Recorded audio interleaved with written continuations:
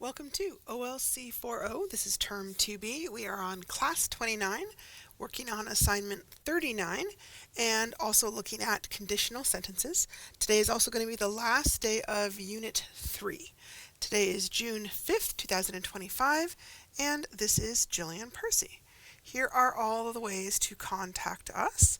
You can talk to me while I'm at the studio, 1-800-465-7144. Keep in mind I am on the air, which means that you will also be on the air if that happens. The office phone number is 1-800-667-3703, and my extension is 2211. There is only somebody at reception till 4:30. The email you can use is jillian.percy@nnec.on.ca. And my alternate email is jillian.percy@nnecschools.org. That's the one that people often use if they are sharing documents with me through Google Docs. My Facebook is gpercywasa. If you're using that, please make sure to send me information. Don't just do a friend request. So let me know, what's your full name? What course are you registered in? What's your question? That way when I respond to you, I kind of already have the information instead of having to kind of scramble for it once I'm talking to you. There are two different YouTube channels that you can check out the classes on. There is my teacher channel, which is also called G. Percy Wasa, and it has all my playlists from the year. So earlier this year in Term 1A, during September, October, I ran this course before. And then right now, Term 2B, I am running the course again. So both of those playlists will be there. On the WASA Distance Education YouTube channel, the playlist from September, October will be there, but the current one will not be there because we didn't want to put too many courses on at once and get things confused. There's not really a significant difference between what I'm teaching now and what I was teaching then. Maybe a slide or two is different, but the assignments don't change at all, okay?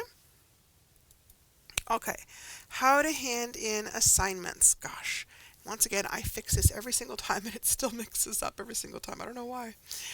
You can fax things to me, 1-800-463-7852. That's if you're in Ontario. 1-877-990-2023. That's if you're anywhere else in the rest of Canada. If you have a learning center in your community, you can give it to the person that runs it, called the DEC. They will scan it, and then they should email it to me at studentwork@nnec.on.ca. Hang on to your originals. Don't throw them out. You're going to need them for the portfolio that we'll be doing at the end of next week, okay? Generally, even though this is not my email, all work should be sent to studentwork@nnec.on.ca. You can include me as well, put both emails on, but the reason for this is that the secretary can log that you submitted the work. They also print it off, and if any other teacher took over my course, they would still be able to access things, right? Where if another teacher took over this course, they can't get into my personal email. So that's kind of why it just makes it more accessible. Always make sure that your full name, the course name, the assignment number, and name are right on the physical paper. Right? If you're handwriting, print it on. If you're typing, type it on, because I don't see the email, right? I just get a pile of papers in my mailbox, so I need to be able to see who's it from. Also, label it with rough draft and good draft because those often get marked differently. So like I said, some people share documents with me through Google Docs. Make sure to include me as somebody who can view or edit the work, otherwise I'll just get a dead link. And then a lot of people also take photographs of their work if they don't use the internet. I find that's a really common thing. The photo needs to be really clear and easy to read. Don't put 5 photos on one page. I won't be able to see it. Once it goes through the email system, it kind of gets a little bit blurry. It needs to be nice and big or be sent as an attachment, okay? The other thing you can do is you can download a scanner app on your phone and send it to me. That actually works way better than a photograph because you get a better quality. The reason is simply that it's designed to do the very tiny little lines that you have in handwriting or typing. I use Adobe Scan. It's free. Adobe's a really reliable company. You can use whatever you like, but whatever you do, install it. This is kind of how you use Adobe Scan. I'm assuming they're all pretty similar, but I don't know that for a fact. With Adobe Scan, you would line up the little dots on the corners, and then you can also play with the borders a little bit. And then you just keep doing that for every page that you want to do. Hit continue when you're done. Go through and preview it, put it in order, and then save it. Don't do more than one assignment at a time like this. It's going to be too many, and it will be confusing when I go to read it, okay? And then you're allowed to rename the PDF. I would say the course name plus the assignment number. So like OLC 40, assignment 10. And then save it to whatever you save to, your Google Drive, your Dropbox, and send me an email and attach it with the email. Okay, we are in week 8 of this 9-week course. There is going to be a catch-up class next week because I missed one day a week or two ago. The last day we normally accept assignments is June 12th. June 13th is normally reserved for handing in the exams. This course has no exam, okay? It has a long culminating activity which will take between 5 to 10 hours to complete, depending on how quickly you read and write. Do not leave that assignment to the last day, especially if you work full-time or you take care of young children all day. It'll just be too hard to manage, okay? It's got a lot of different assignments in it. If you're planning to finish this course before the summertime, please ask me for the culminating activity today or tomorrow so that you have time to finish it before next weekend, okay? It is worth 20% of your overall grade, so skipping it can be the difference between passing or failing the course. If you are a potential grad and this is your last course to finish, please contact me immediately so that we can talk about your workload if we haven't already spoken. Keep in mind, you don't want to wait to the very last day to hand me everything in because I've got over 200 students and there's no way I can complete all that marking in one day if everybody leaves it to the end. So basically every week, hand me in whatever you finish that week. And if it's a full assignment, great. If it's 3 assignments, great. But don't wait till you've got 20 assignments done and then hand it in. It just takes me so much longer to mark them when you do that. If you're running so far behind in your assignments that you're like, you know what, I'm not going to finish this before grad, that's fine. Just enroll in the summer version of the course. You can let me know. You can let the office know. I will be doing the marking in the summertime. There aren't any live classes during the summer term. It's just going to be the pre-recorded classes. I will be checking my emails, though, to be able to have conversations with people. You can also go to our Facebook page, which is called the WASA Distance Education Center new page. There's a little post there where you can click on the link and fill out the registration sheet. So that way we can enroll you in it, and then I know going in how many students I have for the summer course. So today I'm just kind of finishing up yesterday's class because I had a little bit of problems with the links. I'm not sure why, but I played around with it today and got things kind of working again. So I want to quickly show you. Hang on a second. All right, first I'm going to go to Google Docs. So there is a resume template there, and you could just pull it up and then just go in and replace things with your own information, right? If you don't like the color, you could change it to all black, which is kind of what I would do. I don't like the green at all. If you don't want the little line there, you could take that off. Skills, I would change this section to objective. Right? Remember how we were saying that's going to be our first thing? Okay. In some modern resumes, I've seen them do summary, but for right now, we're doing objective. Experience, education. Now here they've got awards. Here is where I would put skills. Okay. And then, hang on. And then at the bottom, I would kind of save this, copy it, put it here. Oh, yeah. Well, I'm gonna use up the room anyways, and just instead call this references. Right. Hang on. Oops. Now, see how they've got everything all kind of nicely formatted here? But say you have a lot more than 3 jobs. I would just select all that text, click on it, copy it, go down a line, and then paste it back in. That way the formatting is all the same, okay?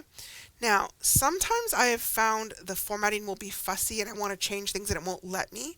What I do when that happens is I usually open up a completely blank document, and then I go back here and I select the entire thing. I just go through, select it all, and hit copy.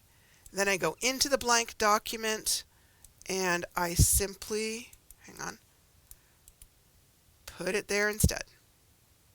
Okay, and usually that seems to free up and make the formatting more flexible. I don't know why, but it just does. The second one you can use is Canva. Okay, Canva is free. It has a lot of free options. Also, we have a subscription to Canva as a school. So if you're wanting to use Canva as part of the class, let me know and I can add you into my class. If you want to just kind of start, you would hit create a blank one. Okay, and then I go over here and hit resumes and see how a bunch pop up. And then I can just pick one that I like, right? If I want to choose a few, I might add a page, go back, maybe grab another one, and play around until I have it. So over here, I grabbed some of the ones that I thought were really useful, okay? I love this layout because you can get everything on one page. As much as possible, you want to try to get things on one page. I know if you're older and you've done a lot of work, it may be trickier, but there's a lot of research that shows that hiring managers only look at the first page, and they often say yes or no to that person within 7 to 20 seconds. So you want to capture their attention right away. And just like with Google Docs, it's easy enough to change the words. So this one says profile summary. Here is where I would put objective instead. Okay. Work experience, skills, languages. Only do languages, obviously, if you have other languages. This is also where if I wanted to instead, I could put references. References. If I had enough room, I could put my 3 references right there. It just kind of depends on how much information you want to take. Here's a different style.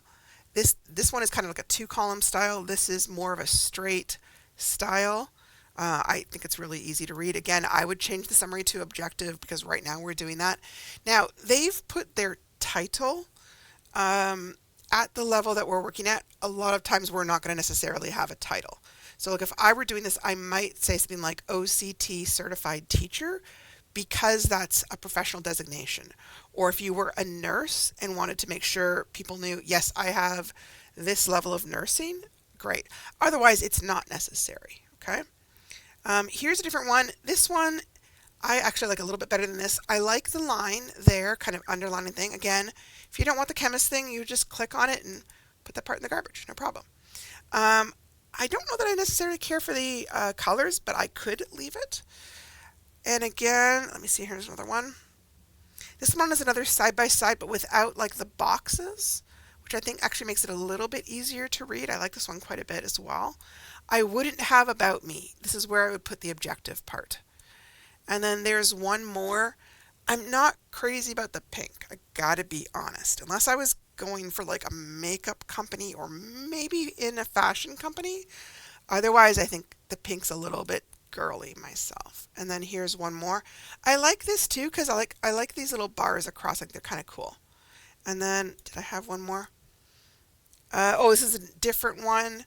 Originally there was a little picture here. I took off the picture, and here's the reason why. I think we talked about this the other day. Let me see if I can pull these up. Okay, here's an example.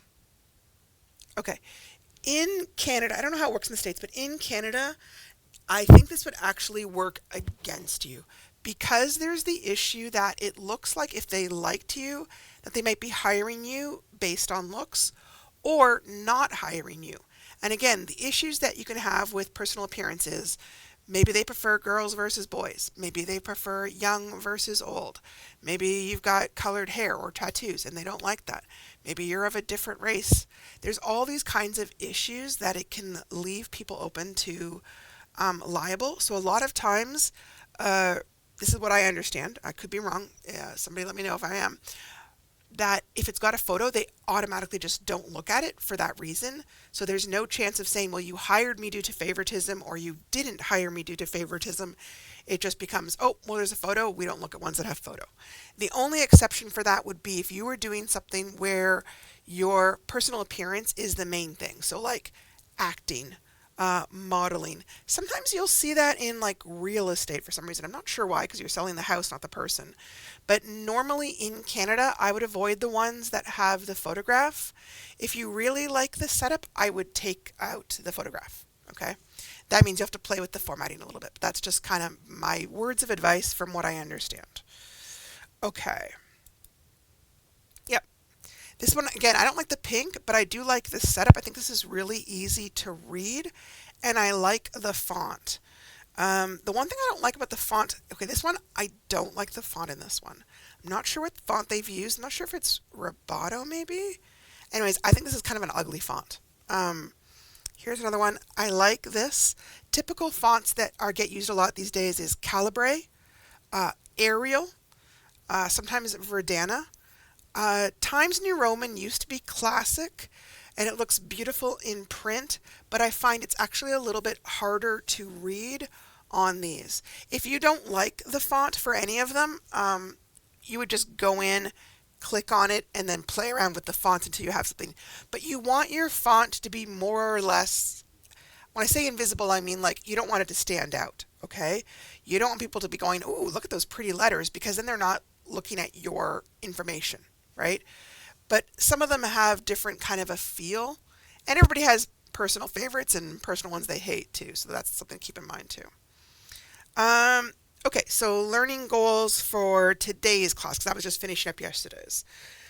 After we do our stuff today, we should be able to correctly write sentences that express different types of conditions or what we call probability.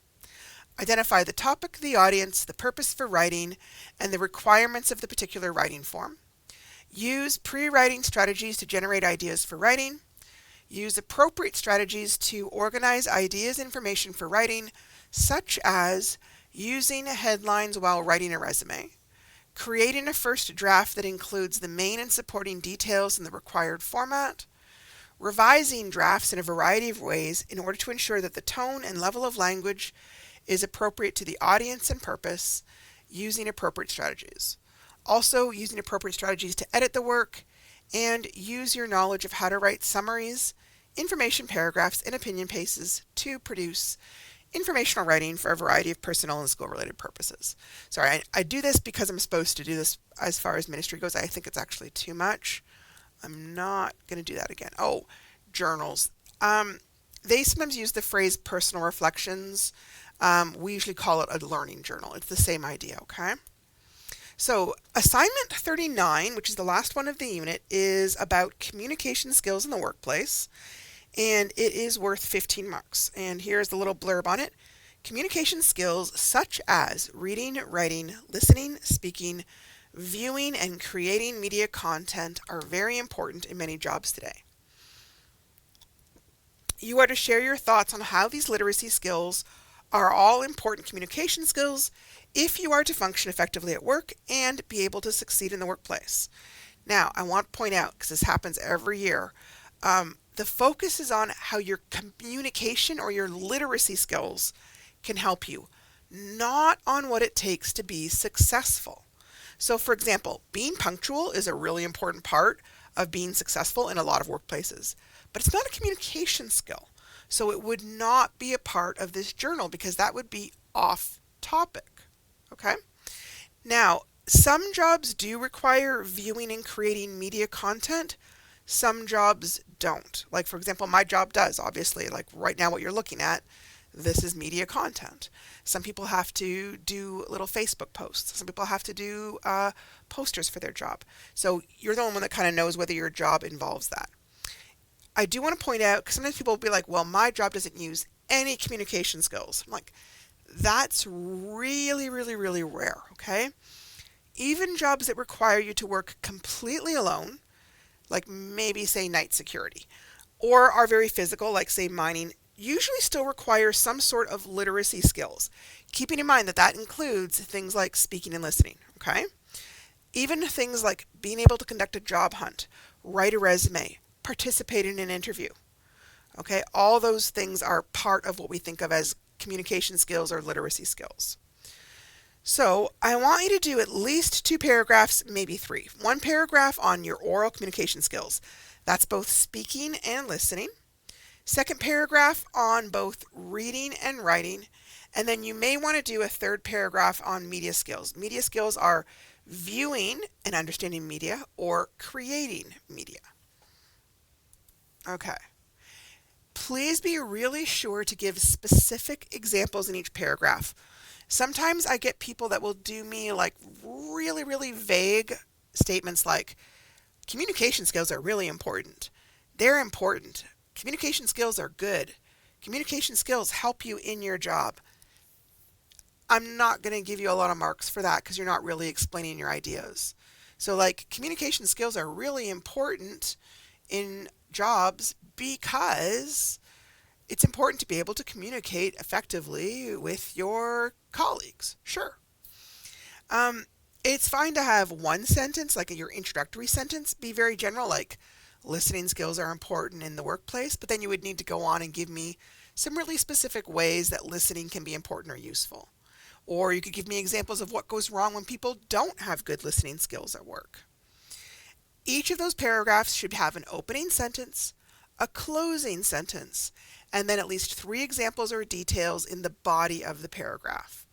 Please be mindful of complete sentences, avoid run-on sentences, and be sure to check your journal for correct spelling, capitalization, punctuation, and grammar usage.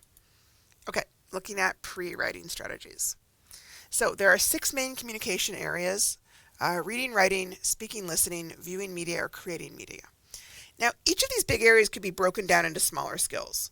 So if you're having trouble thinking of how that skill might help in general, take a look at the list and see if there's any smaller or more specific skills might be useful. So for example, maybe you don't do a lot of writing of work, but maybe you do write some emails. So you could discuss that. Almost every job is going to require some sort of speaking and listening. Not all jobs will require you to view or create media, but that is coming in more common these days. For example, I know sometimes there's training procedures that might be recorded on video. Or, again, you might need to create a poster to advertise at an event, or put a Facebook post up about a fundraiser. A lot of times people don't even sort of notice that and think of those as media communication skills, but they are. Hang on. Okay. Now, in this particular course, we don't get as much chance to practice speaking skills as much as I might like. But a lot of the things that we do for writing are really connected very heavily to speaking skills.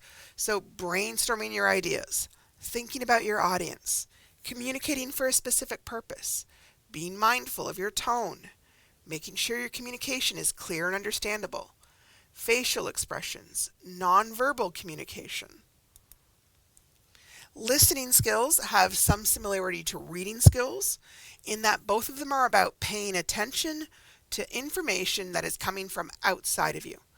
You might need to monitor your emotions while listening to someone speak on a controversial topic at work, which is sort of similar to noticing your personal connections while you're reading. You might need to use your active listening skills to remember and repeat a speaker's exact words, which is kind of like when you use exact quotes from what you read to ensure that you're reporting accurately. Paying attention to explicit and implicit clues during listening, which may come through facial expressions, nonverbal body language, tone of voice, and word choices, are all important elements to be aware of when listening to someone speak on a topic. You also want to be monitoring for your own understanding, just like when you're reading, so that you know when you might want to ask questions to clarify confusion or get more information. I think we've all been in that situation where you're sort of listening to someone speak, but you're also thinking about something else, and you get to the end and they're looking at you and they're going, okay, and you're going, uh-huh, okay, and then you realize you have no idea what they asked you to do because you weren't really tuned in. So when we're talking about monitoring for understanding, that's the kind of thing we're talking about, where we don't let that happen because we sort of keep track of whether we're listening or not and get ourselves back on task. Okay. What are some of the reading skills you might need in a workplace? Understanding the staff handbook, reading the memo on new procedures on how to ask for sick leave, comprehending the steps to work a new office machine, reading a procedural memo on how to get started with using a new software program, understanding an email sent out by the head boss summarizing the new job role changes, reading financial reports, reading customer complaint letters and understanding what they're upset about, reading client requests for work they want done and understanding the specifics, reading the highlights of new laws that impact how you do certain things at work, understanding the summary of a presentation you missed. I apologize for my voice. It's a bit gruff right now. There's a lot of smoke in our area, and I find it's making it a little bit hard. I apologize. I have sounds like Wolfman Jack here. All right, what are some writing skills you might need in the workplace? Writing up an incident report about an accident that happened. Writing up a letter to request leave from your boss to take care of a sick parent. Sometimes you might get asked to write up a summary of a meeting that you attended that not everybody got a chance to go to. Filling out a customer complaint form because one of your suppliers made a mistake. Writing up a financial report. Writing a request for grant funds. Writing a proposal for new job equipment. Writing up a list of the job duties for a new hire. Sometimes you might end up taking the minutes at a staff meeting. Writing up how to fix the photocopier when it dies so people don't keep interrupting you to fix it. Creating a poster to explain the new COVID policies in your workplace. Writing up a letter of recommendation for someone you work with who's looking for a new job. Writing an encouraging letter to a colleague who's having a hard time. Writing up an idea for a new ad campaign, or writing up a proposal to try a new software program you created or that you want to buy. Okay, so even if you don't think of your job as involving a lot of writing, a lot of times you may still end up doing writing that you don't realize. Okay, media skills in the workplace. While not all jobs may need media skills to do the work, a lot of times these days you may find that there's a lot of communication processes in your workplace that may occur through media. For example, in my own job, I need to watch little video recordings that our IT sends us on how to keep our computers safe and secure. Other trainings, you might get things like WMIS training or training on how to use new equipment. Customer service training might happen that way. New laws that could affect how you conduct work. For my job, I also need to read emails. Sometimes I need to read Facebook posts from colleagues or my boss or my students. I may need to follow directions from a poster about how to use a new office machine, or read and report on a brochure sent to us from another company.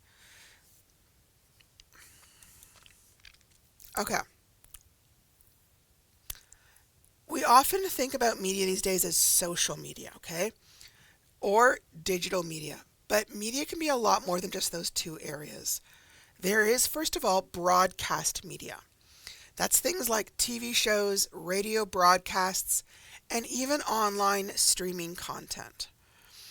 Print is a form of media as well, as long as it's being widely distributed.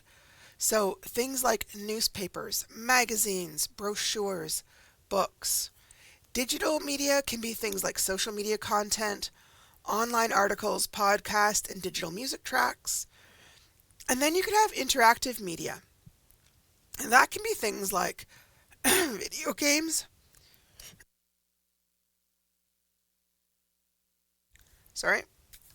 mobile applications, interactive websites, and virtual reality products. Even things like surveys and stuff.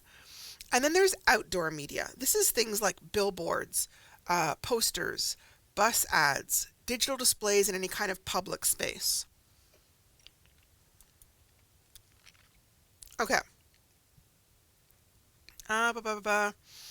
For my job, I have to create a lot of media, which would not have been the case, say, 20 years ago. When I started teaching back in 2000, there was no media really like this. Like books, for sure.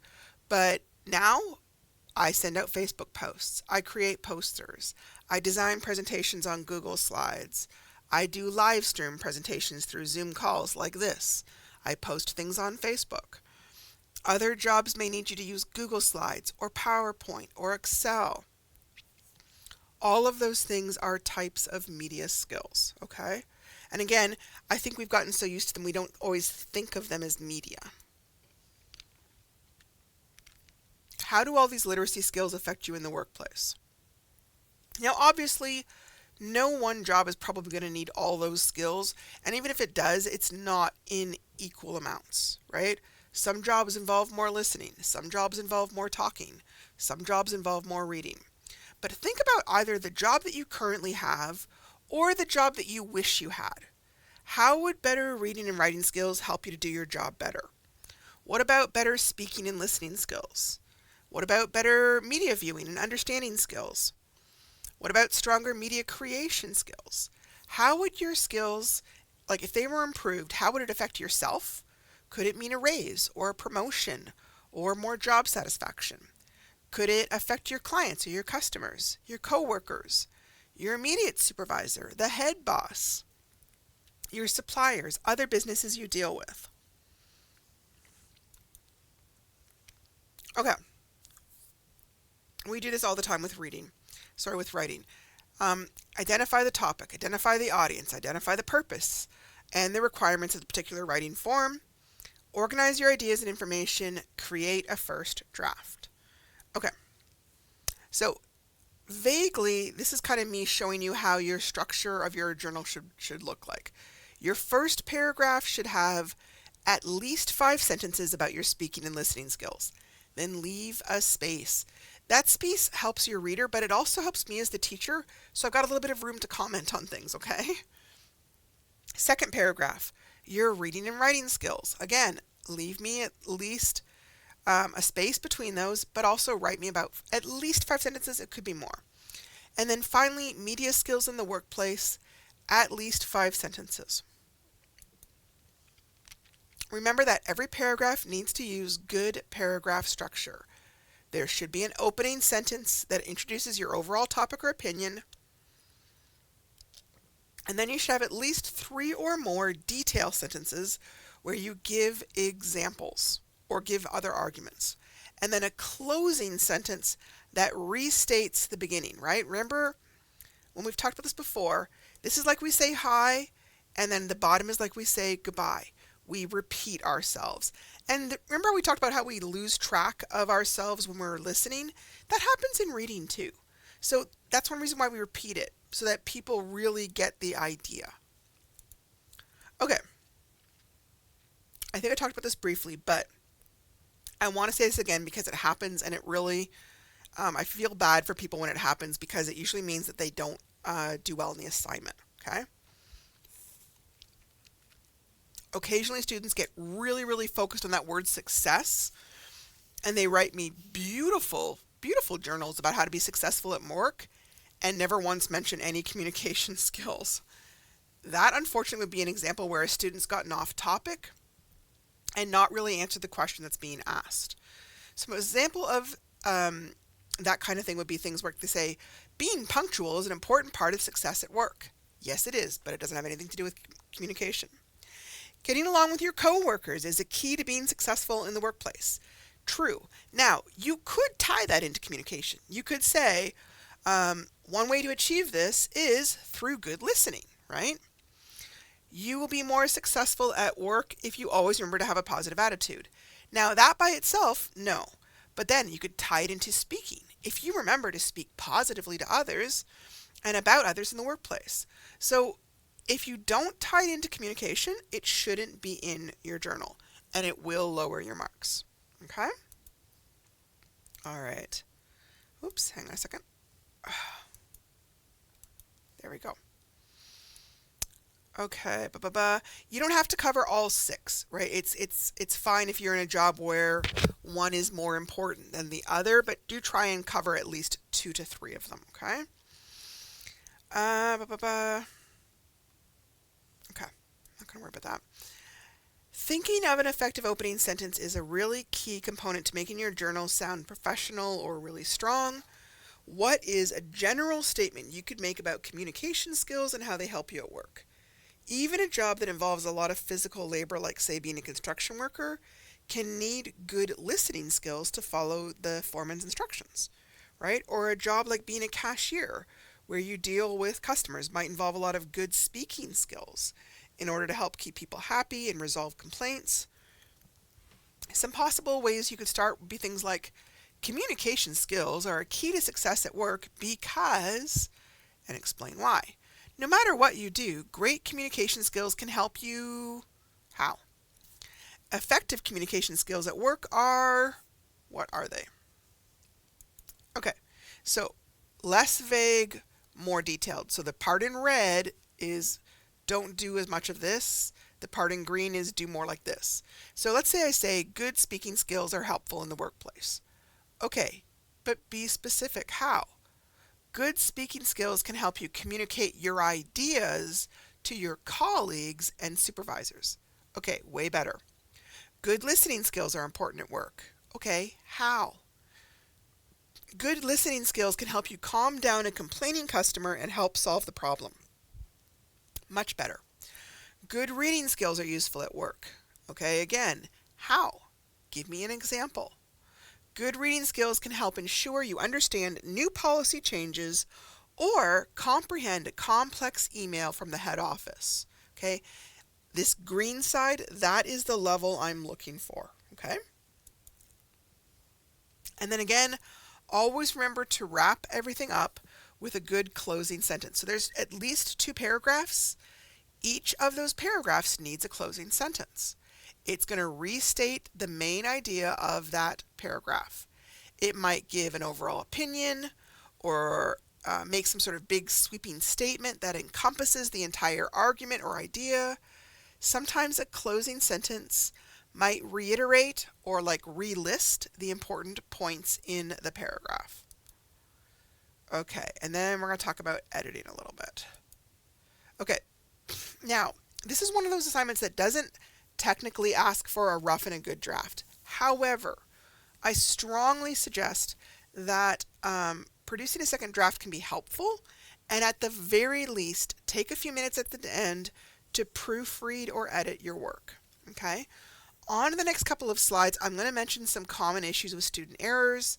However, the best way to see what kind of errors that you personally make is check the notes that I always give you at the bottom of the marking sheets, or sometimes on the assignments. So if I say over and over again, hey, don't forget to include a subject, okay, that's something that you forget a lot, go make sure and check that. Or if I say, remember to avoid run-on sentences, oh, okay, that's a mistake I make a fair bit, then I should make sure to check those, okay? I never put generic things down there, other than sometimes if you've done like an amazing job and nothing for me to say, I just say excellent work. Okay? But if I'm giving you a specific hint, it's because that is what I saw in your writing that is interfering with your ability to get better marks. It's that simple. Okay? Other times, I will send people extra information on a topic, especially if they're really struggling. Things like using commas, creating complex sentences, using transition words or phrases. If you are a student that I have sent that to, it is because I have noticed that that's an area that's particularly difficult for you, and I am trying to help you improve in that area. Again, I do not send those to every student. So when I do send it to you, please take the time to read it and apply those notes to your writing. Here is a general marking rubric. It's the same one we've used for journals throughout the entire course, okay? I just use it over and over again so you get used to the same thing. I look to see that you understand the question and the journal format and paragraph format. I look to see that you selected relevant details and examples. I look at your communication skills, in other words, how well you write. I look at your application of conventions, spelling, grammar, capitalization, and punctuation, and I look at the length. Okay? So remember that when you're editing, you use what we call the CUPS acronym. C is for capitalization. And here I've listed the most common issues I see with capitalization in students' work. 1. The beginning of each sentence must start with a capital letter. The first word in a quote needs a capital letter at the beginning. All names of people and titles such as Dr., Mr., Mrs. also need to start with a capital letter. Keep in mind, some people, if you're handwriting and you don't use a typical format, like a big M should have points. If you use the curvy one, you need to make sure it's really big so it's obvious, okay? Any kind of street names or place names should start with a capital letter. The word I needs to be capitalized because it's a person. Even when it's in a contraction such as I am, I'll, I'd, or I've, and we never use capitals in the middle of a word. I know some people have gotten used to doing this because they get mixed up. Usually it's the D or the B, and they're not sure which one, so instead they put the capital or the capital instead. Quick reminder if you have trouble with that, okay? B, the big B looks exactly like the little b, except it's got one extra bubble facing the same way. The D, I always picture it as a dad, and then his son is facing him. Okay? So I think the round part is like the two faces, and you wouldn't have your back to your dad, so the two faces face each other. So if you're not sure which way to go, that's the way to do it, okay? Usage. Usage is just kind of a generic term for grammar.